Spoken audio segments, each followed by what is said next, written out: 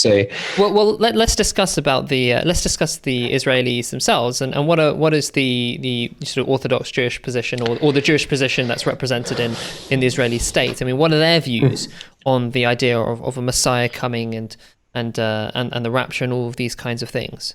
So obviously they don't believe in the rapture. I mean, the rapture is a Christian concept, but they do believe in the coming of the Messiah. And, it's always chalked down to the Orthodox or the ultra-Orthodox who believe in this. But actually, it's a very widespread belief, the coming of the Messiah. It's a mainstream belief. I mean, the whole point of the Wailing Wall is that Jews go to the Wailing Wall and they beseech God for the coming of the Messiah. Okay? Yeah. So that's why it's called wailing. It's because it's been so long, etc. Okay? Yeah. So... the thing about the current Israeli administration, the Likud party under Benjamin Netanyahu, Netanyahu, I can't remember when he came into power. I think he came into power approximately the same time I was born, frankly.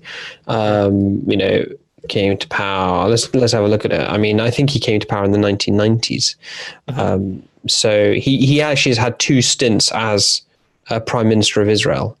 And it was punctuated by a brief kind of slightly more liberal, he came to power first in 1996 to 1999. And then he reassumed office in 2005, I think it was. No, 2009, sorry. 2009, he won again. So that's right. So he's been in power a long time, and the Likud party is, I think most people would say, an orthodox right party in Israel, and so they draw a lot of their base is very much the Orthodox and the ultra-Orthodox communities in Israel. And we must draw a distinction between the Orthodox communities in Israel and the Orthodox communities outside Israel, many of whom do not support the state of Israel. And we can go into that why, because a lot of that is related to the concept, their different interpretation of the concept of the second coming. So, you may have seen Orthodox Jewish rabbis with Palestinian flags around their necks talking about how Israel is an awful state that needs to completely be dismantled. Because they believe that you cannot have worldly authority until the coming of the Messiah. So the Orthodox rabbis outside Israel, many of them who are anti-Israeli, they are anti-Israeli because they believe that the Jews have set up, or the Christian Zionists in Britain set up the state of Israel for Jews, presumptively before the Messiah has come, and that actually the Messiah is meant to come down first. Yeah. And he will set up the state and he will give you worldly power, right? So they actually believe that this has been done presumptively and therefore is in disobedience to God's commands. But the Jews in Israel who accept that Israel has been formed, who accept that it is a grace of God, they have kind of inverted that classical Jewish belief, because the Jews always believed that the Messiah would come first, then the worldly domination would begin. Exactly. That was the point of the Messiah's coming for the Pharisees and the Sadducees. They said to Jesus, you're not giving us anything. You're not the king, right? Yeah. You're saying your kingdom is not of this world. We don't want to hear that. We want to hear you're going to deliver us from the Romans. So basically, there's been an inversion in history because of the opportunity of having their own state. I mean, that is amazing, because it shows that there is that this issue of Jesus coming, or Christ's coming, or the idea of the advent of the Messiah is so prominent in major groups in the world, and it's having huge political repercussions. And we have a very interesting clip here from a rabbi, quite an eminent rabbi, discussing with Netanyahu, and he's talking about this. So let's have a look at that.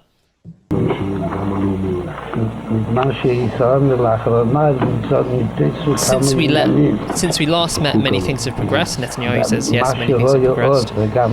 What hasn't changed, however, is that the Messiah still hasn't come. Do something to hasten his coming. And Netanyahu says, we're doing. And the other guy says, well, it's evidently not enough. Many hours have already passed today, and he's still not here. But there are still a few hours left in the day, so try still for today, i.e. make it soon. And Netanyahu looks very solemn and sincere.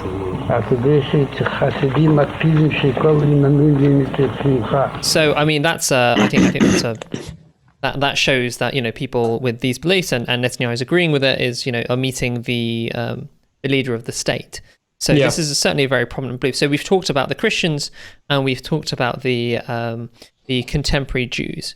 And how the contemporary Jews, remember, fall into two categories. Okay, that's a really important distinguishing thing to bear in mind, because when we get to the Muslims, we're about to talk about the Muslims in a minute. They're actually undergoing that transformation that the majority of the Jews have already undergone. Mm-hmm. Okay, so what are the two groups? So the two groups are, the classical belief, which is that the Messiah will come, he will give you worldly domination, he will give you a state. Yeah. Okay. But because the Christian Zionist and Balfour's Declaration already set up the state of Israel for the Jews, and the Jews found their opportunity to have a state, they went to it, and therefore they modified their belief post the formation of Israel that, okay, we have a state now, and the Messiah will come down and support us. Okay. So many Muslims are now going through the same transition. Yeah. Okay. And that's what ISIS was all about. They basically got fed up of waiting for the coming of the Messiah. Okay. Or the ideological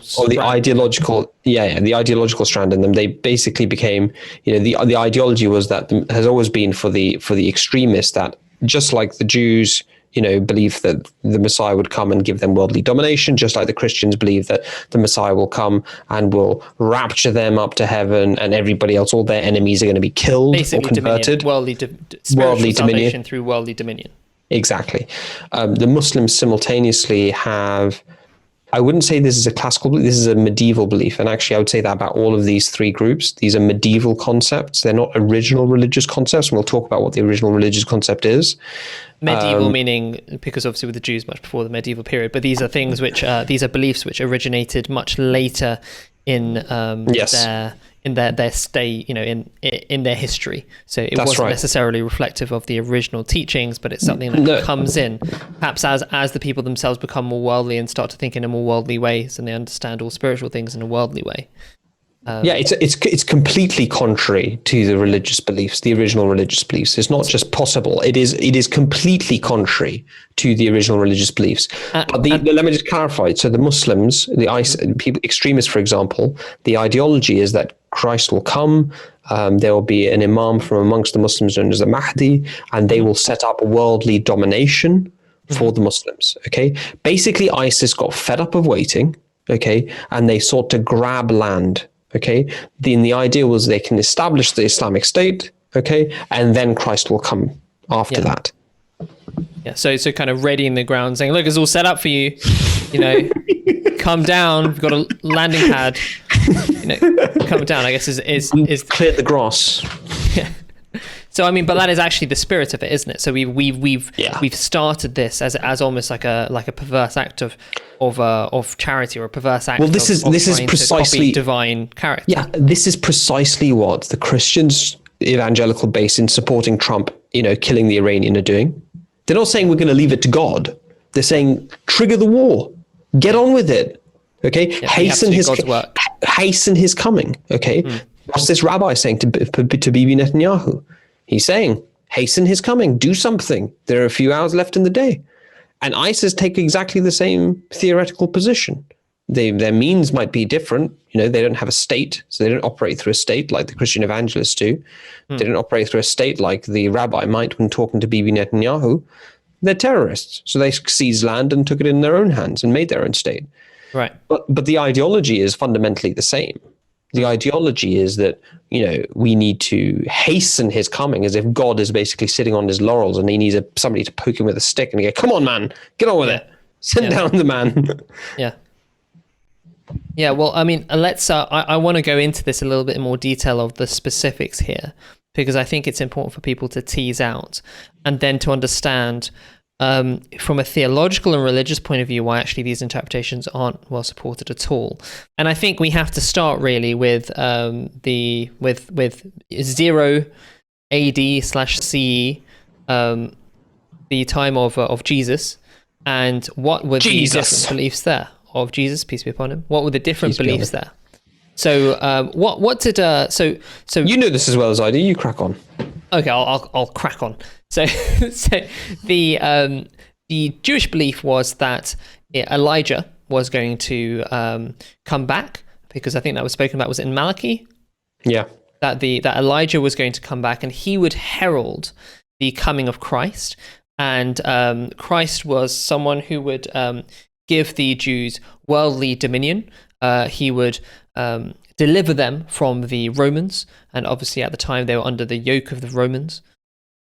And that the whole salvation, the salvation which he would bring, yes, it would be spiritual, but it'd be very much through worldly means. So that was their belief of the Pharisees and the Sadducees. And in fact, the Jews had become very extreme at the time. They'd become highly literalistic. They'd become very, highly ritualistic, and also literally extreme in the sense that you had, the zealots among them, people who are very similar to modern day Muslim extremists who fought against the state and sought to actually overthrow it through acts of terrorism. So there are very many similarities between contemporary aspects of the modern Muslim world and the Jewish world at the time. So that was their belief.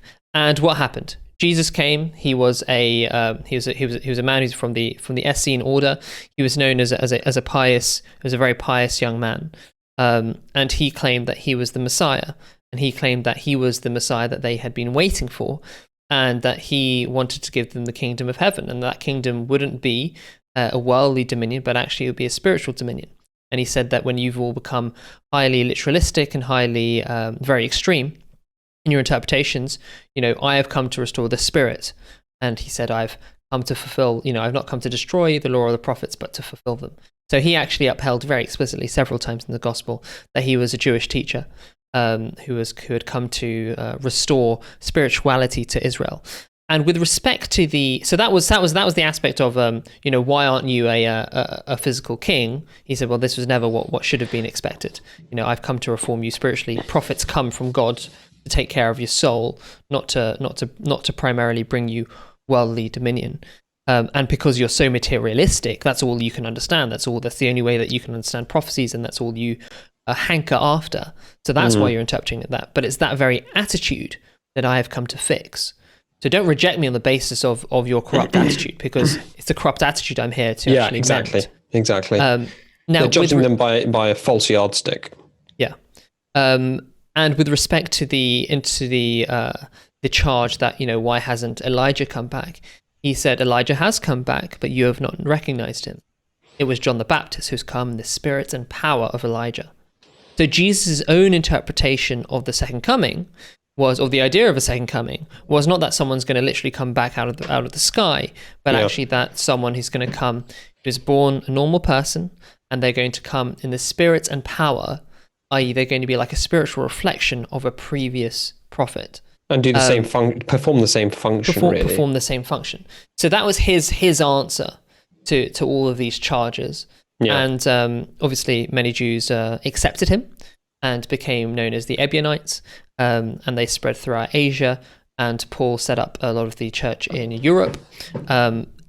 People won't know this, we'll kind of talk about this a little bit later, but the Ebionites spread throughout Asia, and they were followers of Jesus, and when Islam came, they then converted into Islam, which means that the only people now who claim to be followers of Jesus, exclusionary followers of Jesus, are the European followers of Jesus that became known, that were the Pauline Christians.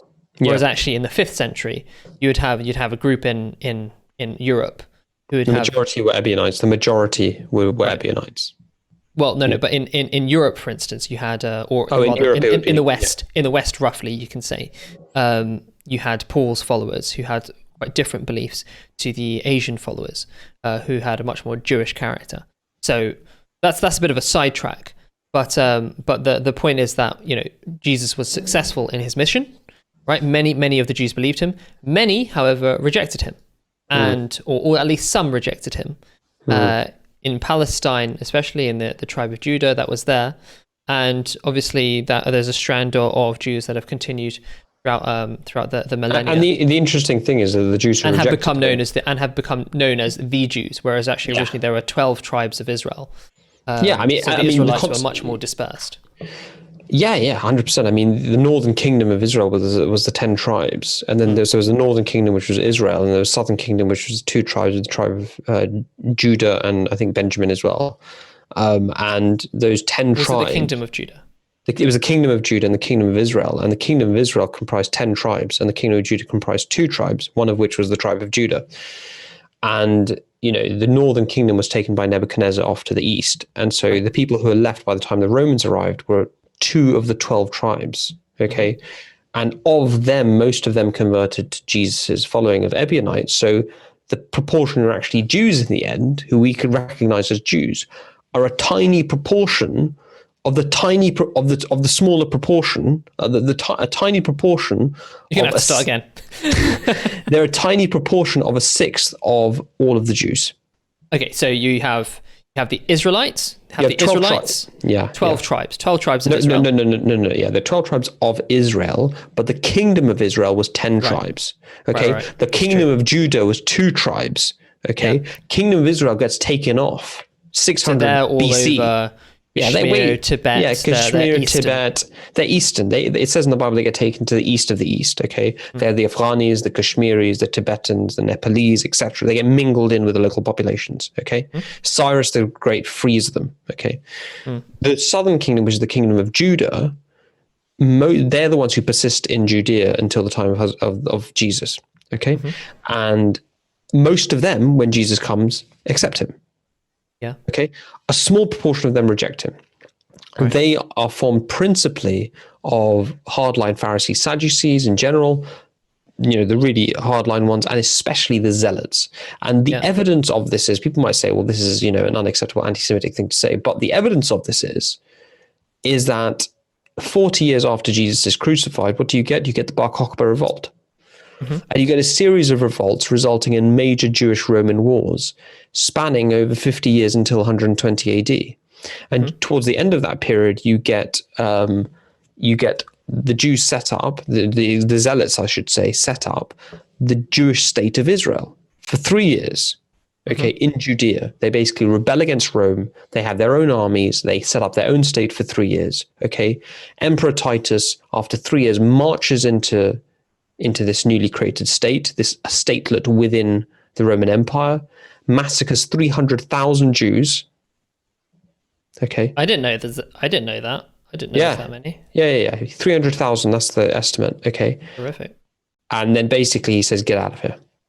All right. Some Jews do stay on in the Roman Empire. A lot of people think they're banished. They're not banished. Jews actually, some Jews continue to stay in Judea. A lot of them moved north, and most of them moved north. Okay. So the consequence of rejecting a person who came and who said, I am Jesus Christ, I am the Messiah, render unto Caesar what is Caesar's, render unto God what is God's, and rejection of the message that your religion needs to be separated from your political ambitions, that I have not come to give you worldly dominion, I've come to liberate you from unrighteousness and evil of your hearts, right? The consequence of that is that those who rejected him took the extreme opposite position. They became more hardened in their belief that the Messiah will come and give us worldly dominion, and they got fed up of waiting, just like ISIS have. Okay, they got fed up of waiting and they set up their own state, and the consequence of it is that they got decimated by the ruling the superpower of the day. Yeah.